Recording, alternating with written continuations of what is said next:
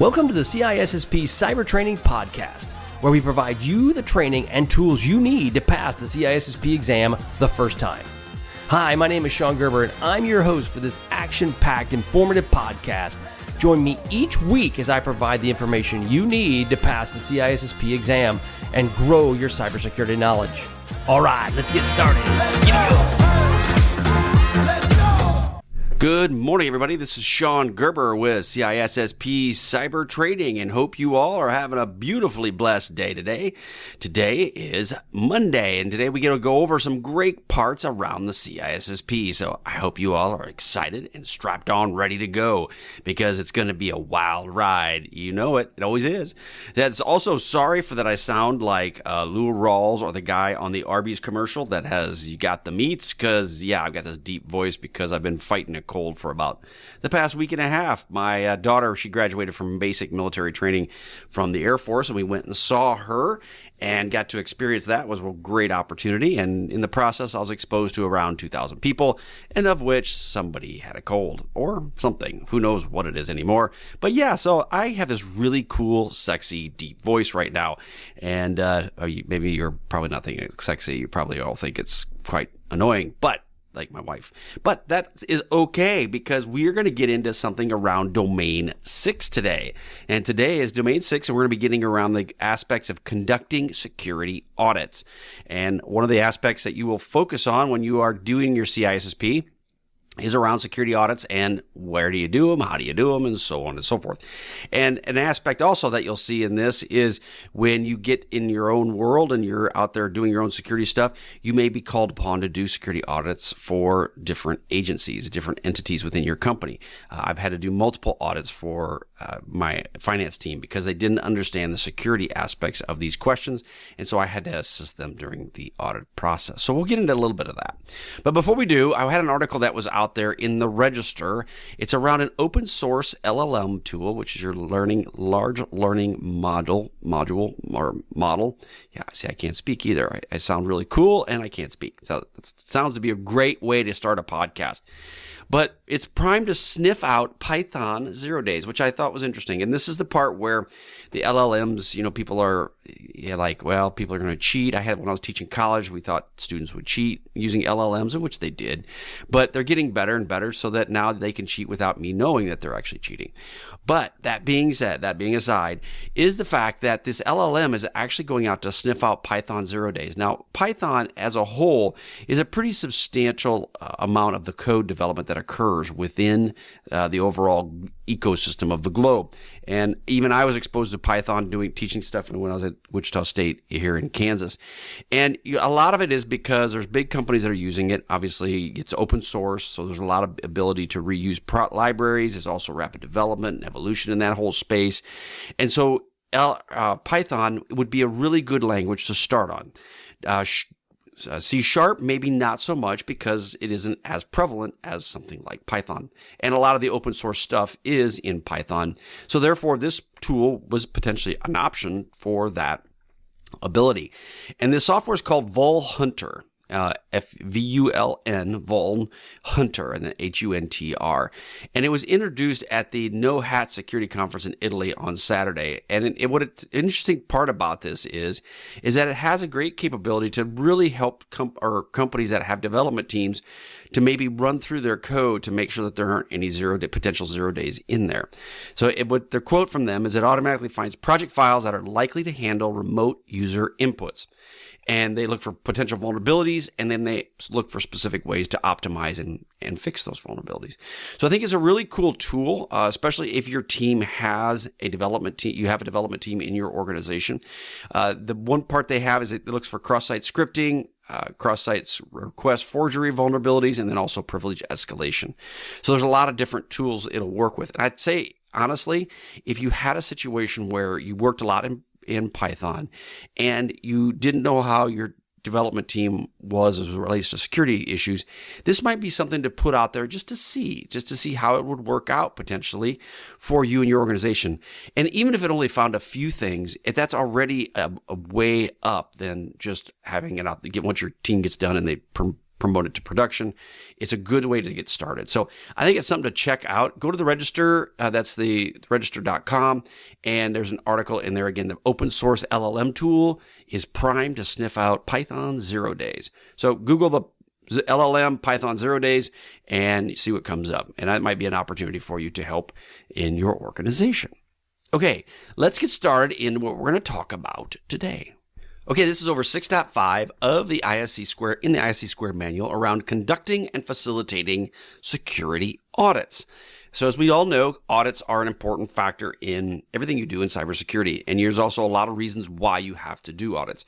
And so the CISSP wanted you to focus on understanding how do you conduct them, two, how do you facilitate them, and then what's the importance behind them. And I think understanding that key concept is a big factor going forward.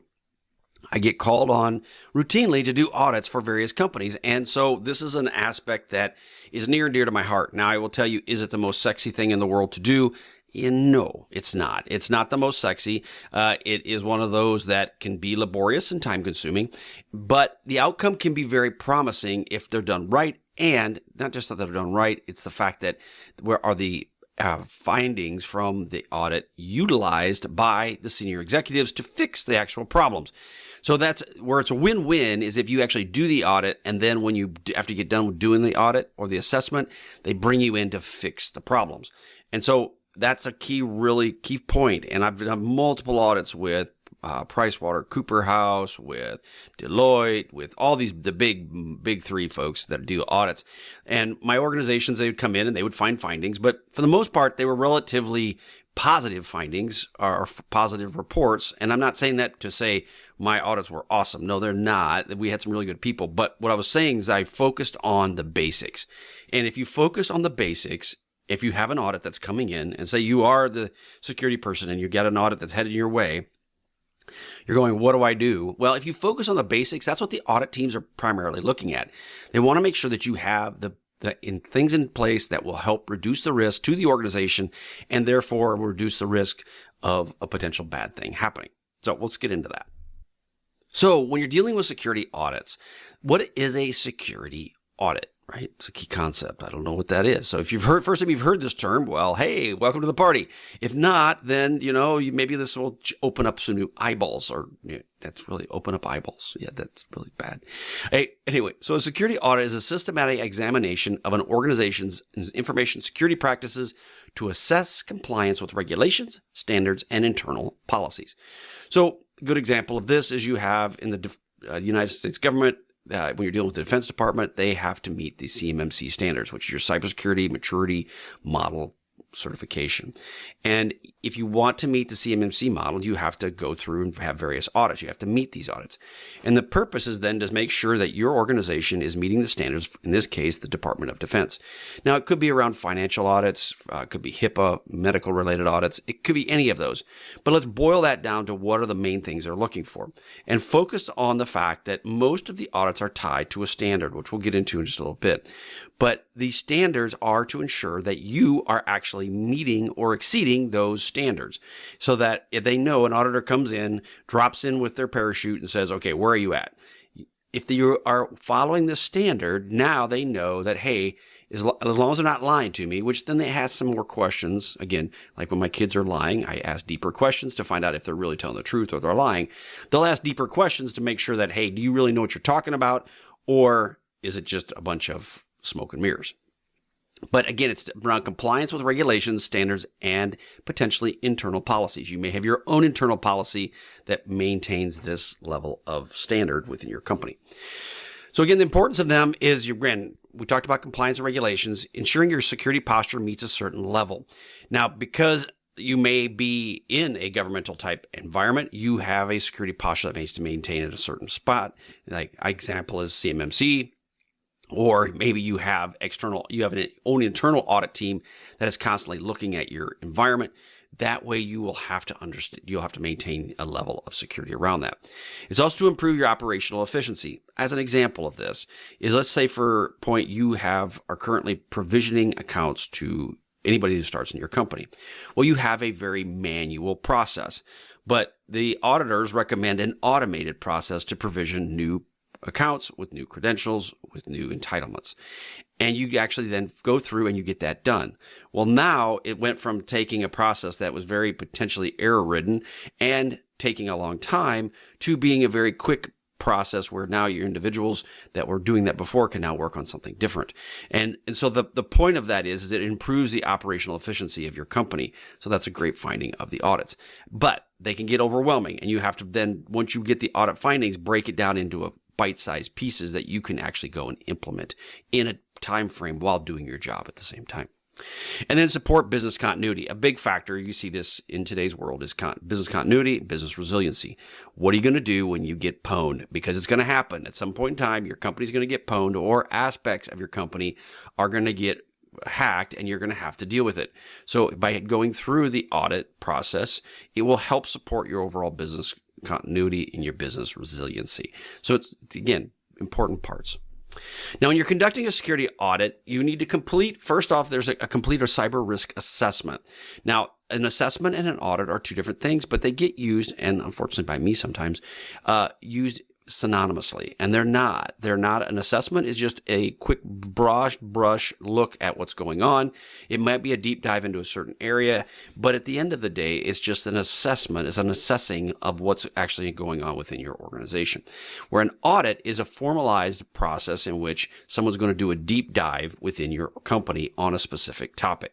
Now, that comes into where you have to determine the scope, the boundaries and requirements of these audits. What is the limitations? How deep can they go? Where do they have to stay within? Because what can happen is these audit, I've seen it where you didn't set up a scope for these folks. They can get extremely broad, and they come back with all kinds of findings and say, yes, you suck. You're a terrible organization. You guys should just quit right now and go away. You can get that, right? But it's not helpful. It's expensive, because the longer they stay with you, the more money they charge you, because they're charging you per hour. So it can get very expensive, and then it doesn't give you the results you want. So you need to, if you want to focus on a very specific niche, if you want to focus on that niche, then you need to target them in that. So let's just say it's account provisioning. I want to do an audit of my account provisioning because I see it as one of my biggest weaknesses within my organization. Focus on that. And that's what they'll do. It'll help identify potential threats, from carelessness to human error, technical threats. Again, one of the pieces that comes into is the insider aspect, right? I do insider risk for companies. I help them get that set up. One of the things I would ask of them to do is do a good quality assessment of their overall processes to determine where they may or may not have an insider risk problem. And that's another aspect of it. And this also could come back to the development part, right? If you are a development shop and you see that they're not doing any sort of development work, and they're not incorporating security within their development processes, that might be something that you would say is an internal problem we need to fix. And so that's where this audit can come back to. It helps with vulnerability identification again, and then also highlights where they might be mitigated by certain levels of controls you may have within your company. And then it also will help identify potential controls you can put in place to limit these issues that you have.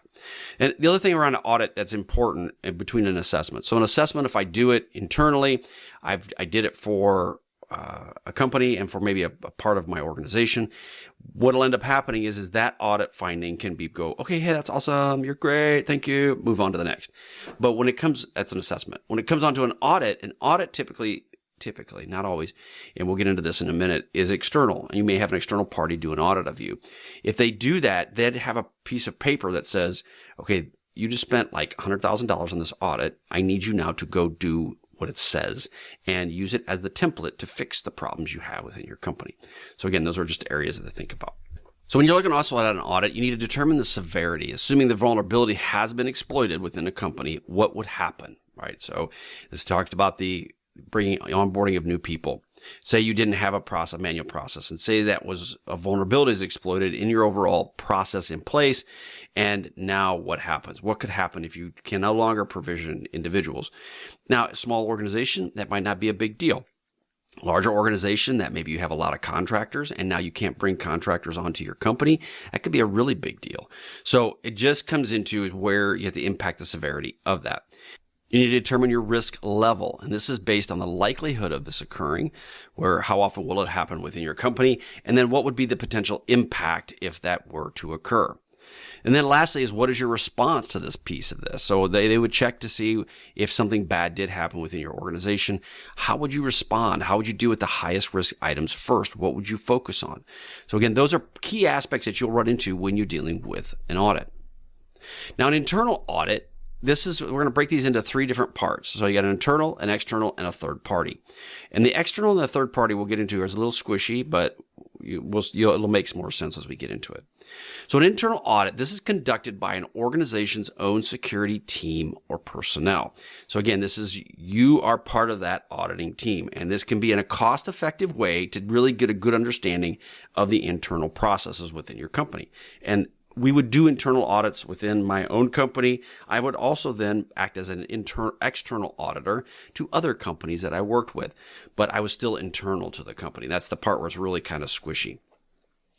But when you're dealing with an internal audit, they are very effective. They can be. As long as, again, repeat, as long as you have senior leadership buy-in on what you're trying to accomplish. I've done audits and assessments internally, and they have been absolutely worthless. And all I've done is wasted a bunch of time and wasted a bunch of money, because you give them a product and the CEO is like, yeah, okay, thanks, have a nice day. The only reason I'm doing this is because checkbox done. But again, knowing that going into it, it's important for you as the person who's responsible doing this, and as a CISSP with your integrity, right? We got to have that. It's a key factor of being a CISSP, is that you provide them a great product so that if and when they make changes and they want to actually do something with it, it is there and available for them to do with it. Yeah, that was a really bad run-on sentence. But the point of it is that that's available for them if they ever want to do it. Also, here is the CYA part of this, because again, you need to provide them the best product you possibly can. You need to give them the great service. You need to make sure that it's there and with all the integrity you have to wear some of the highest risk to your company. But on the flip side, there's a little bit of CYA in the fact that if they get audited or something bad happens and they come back and say, you did not do this, you have a piece of paper saying, oh no, yes, I did. See, here it is. You didn't want to do anything about it. Also keep very good notes. Yeah, keep notes, because you never know. You could get pulled into something that you really don't want to be part of, and it's good to have notes to remember what you did, because I don't remember what I did yesterday, let alone 6 months to 2 years from here. So again, internal audits. Again, really good. One of the disadvantages, again, is, I didn't really mention this, was the potential for bias or lack of objectivity. It is true. You know where all the dead bodies are, and you can say, well, I know we're going to get to that dead body sometime. It's not stinking too bad just yet. We'll come to it later. That's a bit of a problem, right? You have to be very objective as much as you can, but it can happen with internal audits. External audits. These are conducted by independent third-party auditors. Now, this can be, when we say independent third party, this could be, like I mentioned before, you could be part of an internal. Now, I worked with large Coke Industries at the time. I was a very large company, right? 140 million or 140,000 people, multi-billion-dollar company. And working in security for Coke Industries, great opportunity, super opportunity, very good company. That being said, I worked on auditors. I was an auditor for some of the other Coke companies that and I'd come in as an independent assessor and look at what they had in place. And it did give me the ability to have more of an objective look at their environment. It also, I knew where some of the dead bodies were, so I wasn't as objective as I would be coming as a completely third-party auditor, but I was much more objective than just going in without having any knowledge at all. So it was a good trade-off. So that's where I can see you as an individual working to do an audit for somebody that's internal to your organization, to your overall company, but yet not working within your specific space of that company. So the advantages of it's objective, it's specialized expertise. Again, they pulled me in for a very specific reason, right? Insider risk is a big thing. They focused on that. That's where I would do that. Disadvantages, you have higher costs, potential for communication gaps. And that is true. When you're dealing with an external auditor, it will cost you. Do not go into this thinking it's going to be inexpensive. It is not. It's expensive. And therefore, though, you should demand, because of the cost, what are you going to get out of this, right? I got to be able to get something out of this that is worth some value. That comes down to a lot of interviews that occur. So conversations, interviews, deep dives into what is important, What can they fix? What can't they fix? And so forth. I've got one that I've got coming up here soon that I'm going to be doing for another company.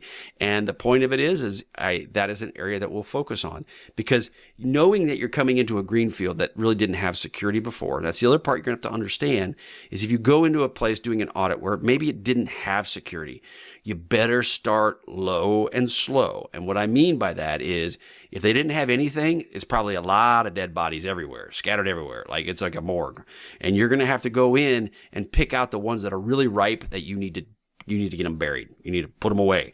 And I know it's really sounding morbid, this conversation, but that being said, you're going to have to focus on that. Third-party audits.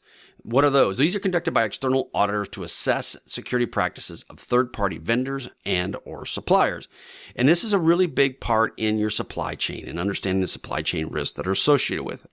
A lot of companies now, it's all this just-in-time type of shipping, type of supplies. And if you don't have a good handle on your supply chain, any one of those little cogs in this wheel that get busted, then your wheel ain't going to run real well. So you think about it this way. It's like a gear shifter. And your gear shifter's got all these little tines all the way around the gear shifter. And these tines interact with other parts of your organization. But if you were to get a hammer and bust off a tine on one of those gears, your gear isn't going to work real well. Well, so that's your supply chain. If you don't have a good handle of your supply chain and what are the risks potentially to them, you bust off one of those guys, so they just get hacked. And I've had this happen multiple times. My supply chain gets hacked and I can't use anything from them for a period of time. I just busted off a tine. Now what am I going to do? Okay, so understanding that from a risk standpoint is really important. So this is where your audit will come into play. And that's what you'll focus on again. And you're going to focus on scope, frequency, and reporting requirements that are going to come from these third-party auditors. And you're going to have to deal with it. Again, coming back to expense. This is going to be expensive. Do not think this is going to be inexpensive. You're going to pay in the upwards of $100,000 for a potential audit, depending on the size and scope of it. And then you may go, you know what, I'm going to scope it down so it's not quite so broad, and it's still going to be $100,000. And you're going to go, what the heck? Why is that the case? Because one, they got the expertise. You don't. Two is they're going to tell you where your dead bodies are, which you probably already know, but they're going to give you a piece of paper that says this is where they're at. And then three, they're going to give you recommendations on how to fix those dead bodies, how to bury them. And then you're going to be up to you to go fix it. And it's really just, you're paying somebody money to tell you where your problems are at, which you already know, in a formalized manner. And you're like, well, this is kind of counterintuitive. And it is, but sometimes you got to do that to be able to move forward. Because with that piece of paper, you as an individual can then go to the senior leadership and saying, okay, I need to fix these things. I need to hire 5 contractors tomorrow to fix these problems. Whereas if you just say, I need 5 contractors, and they're going to go, what for? Well, because I got all kinds of dead bodies. And they're going to go, well, you figure that out. I pay you good money. You go figure that out. So that's another reason why you got to have these audits done. You all are probably going on to audit crazy and thinking this is absolutely nuts. I get it. Totally get it. Audit criteria and scope. Regulatory compliance, obviously big factor. PCI DSS, your payment card industry, data security standards, NIST, cybersecurity frameworks, all these different pieces that are compliance that you may be required to follow. You may be required to follow the frameworks. You may be required because of PCI DSS to do an audit. There's standards and frameworks, as we talked about. There's ISO 27001, there's COBIT, there's different types that are out there that you may want to follow. I would highly recommend that if you're going to do an audit, pick one. Okay, it could be the cybersecurity framework, doesn't matter. Unless you have a requirement to do ISO, I would pick the cybersecurity framework if you're here in the United States. If you're somewhere else, another country, you have a framework that they may have that you use. If they want you to use that, use that. It doesn't really matter, but pick a framework. And I'm picking on the cybersecurity framework because it's relatively broad. It does get very narrow, but it isn't industry specific per se. You want to have internal policies and procedures that's what has been defined, what has been created. And that will help determine which ones you have. Do not go hog crazy with this and say, hey, I've got to have like 15 different policies and procedures. No, you don't. You just need to have a few. And like acceptable use policy, password policy, just some basic ones you need to have. And then from there, move on. because what can happen is you can drown yourself in policies and nobody even reads them anyway. So there's no reason for it. Risk assessments, assess the organization's risk management, identify potential vulnerabilities within your organization. You also want to look at incident response, big factors. So if you're looking at, okay, where are my holes? How do I plug my holes? And then how do I respond when they find holes that I didn't know I had? Okay, that's breaking it down. That's boiling it down. If you do those three things, realistically, if you do an audit that can break it into those three things and at a base level, money, baby, money. You're making money, you're saving money, your people are happy with you. So that's what I would focus on. Security controls, assess and implement the effectiveness of your security controls. This means access controls, encryption, network security, you name it, all of those things. That's where you'll want to understand the security controls that you have within your company.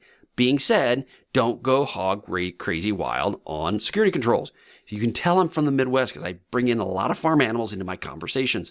But no, you don't want to go nuts with these security controls, because the fact of the matter is that you will overwhelm people with, well, I need to make sure that I have a 36 character password. I'm like, don't do it. Please don't. Do something simple, right? 12 to 18 characters, right? But even then, make sure you give them the tools like a password manager to maintain those passwords, because you're going to give them 12 characters and they're going to go, I can't remember 12 characters. And what are they going to do? They're going to go post-it note, or they're going to go copy, paste.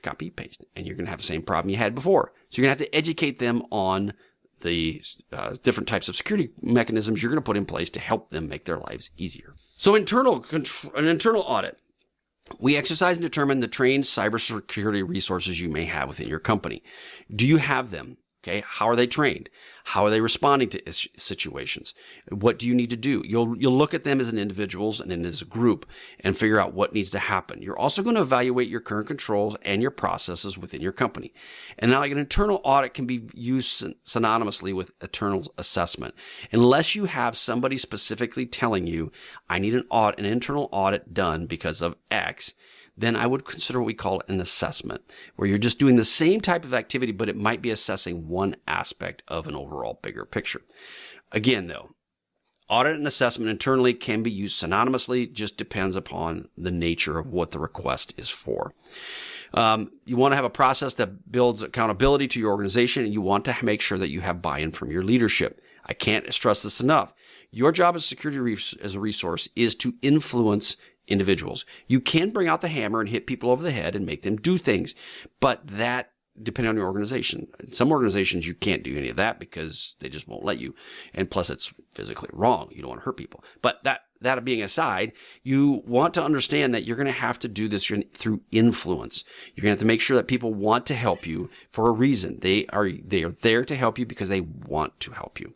And it does build additional accountability within your organization, because then now people look to you as the leadership and as you as someone that's going to help them fix their problems. Now, the key aspects around this is that you need to have, this internal audit will work for the CEO, the CIO, or the potential board. Now, security is becoming a bigger factor in the fact that you are now working for the board in many ways. And that means that you are responsible to the board on what you're actually accomplishing. There could be financial aspects around this as well, from regulatory requirements, vendors requiring audits, you name it, all of those different things that are in place. Now, there also might be vendors that are requiring an audit to be done. Say you have a certain vendor that's working with you. They may require you to actually have an audit completed.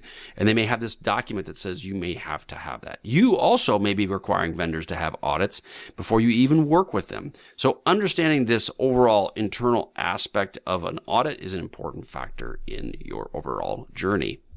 So some other aspects around an internal audit would be they're planned annually, sometimes if practical. I've had to do these. They've been annual and semi-annual, like every couple of years. It just really depends upon what you're looking at. You also want to avoid them from reducing the disruption to your company and to your operations, because doing an audit can be a bit overwhelming to people, especially if you have to start doing interviews and talking to people. And you want to really plan for that. You'll talk with your IT, your legal, human resources. They all could be involved in this depending upon what your scope of your audit is. So you'll want to be very cognizant of their time so that you're not burning it. Again, this comes down to the influence piece of this. You one thing I've seen with IT professionals, and again, I'm a pilot by trade, so I'm not a geek. And I'd say some geeks would probably look at that and turn their nose up at me and go, you're not as smart as me. And they're right. I'm definitely not as smart as them, for sure. But there's one thing I do have sometimes is people skills, which sometimes they don't. And so therefore, if you want to be in a security position, you want to make sure that you have an ability to influence people. And that comes down to people skills. And that means when you're cognizant of people's time and asking them what works best for them, knowing that you have to get your project done, but they also have to get their projects done. And therefore, if you understand that and you work with them on this, you can go a long way in helping build a relationship with them. See, there's a nugget right there, big guy and gals. Well, not big gals, but yeah, gals. Yeah, because I'd probably get sued for saying that. But there's a nugget there. Influence people. Influence people is done by thinking about other people besides yourself. Now, the scope will determine your duration, system facility, and your group locations as well. So important to understand the different scope and to express that to the people you're working with.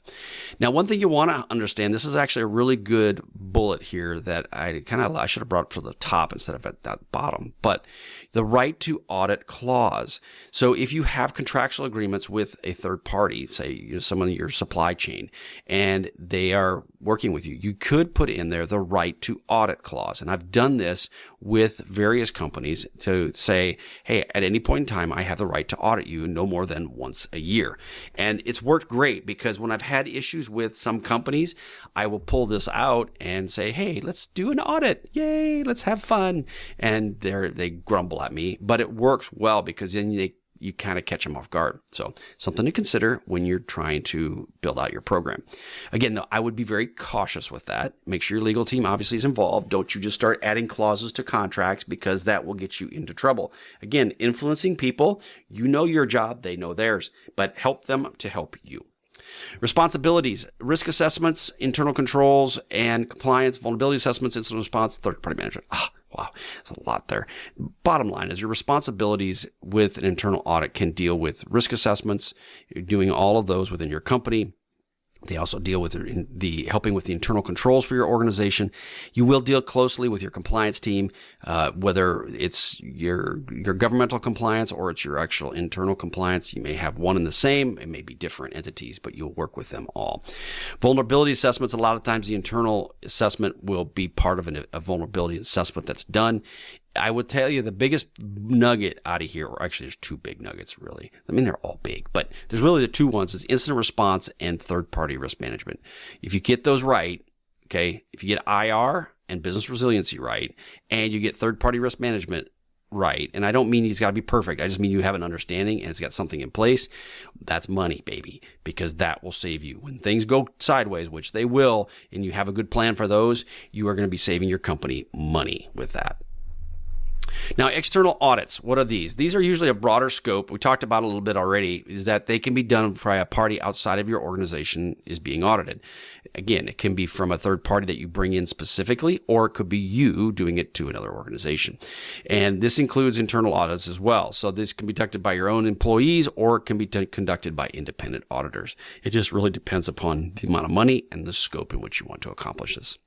This will be more objective. Again, it's kind of that middle road between internal and a fully dedicated third party, but it will give you some level of objectivity into your organization. So consider this. I would consider this if you have to have an external audit before you go out and spend the money on PwC or Deloitte. Maybe do this as a primer before you bring in the PwC. So if you have to have PwC come in, one of these big, high expensive third party auditors, what I would recommend is doing this prior to that, because it will get everybody kind of prepped to what to expect. If you just bring in a third party and they have never really dealt with that before, you're going to run into some challenges. Your leadership's going to go, what in the heck is going on? And you're going to go, I don't know. And they're going to go, you're fired. And you're going to go, okay, thank you.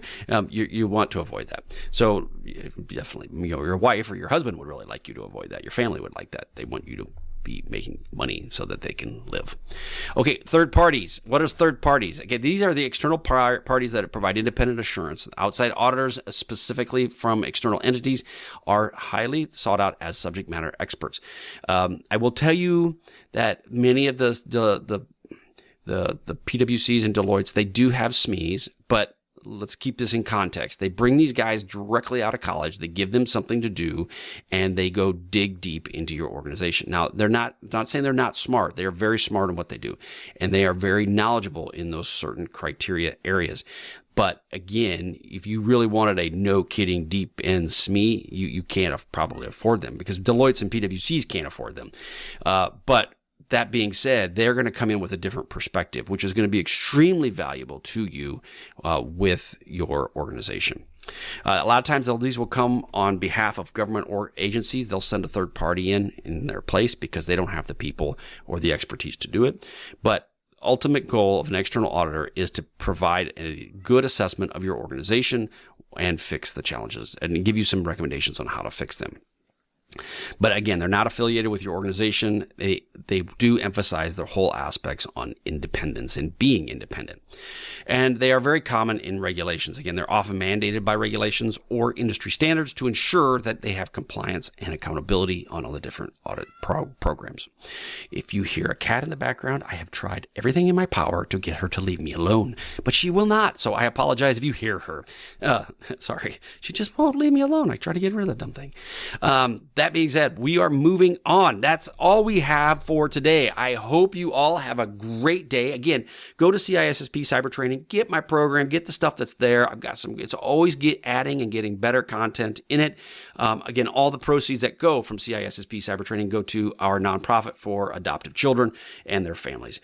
We done, again, I don't take any money from this. It's all going to charity just because I'm blessed. I don't need, I don't say I don't need money. Of course I need money, but I don't need money to make my pockets any deeper or bigger or whatever that is. That all can go to people that need it way more than me. And we feel that the need of families who are trying to adopt children, they need an extra help. And so this is going to the nonprofit that is stood up, or is going to be stood up, and for that specifically. So we're pretty excited about that. That should be done here in December.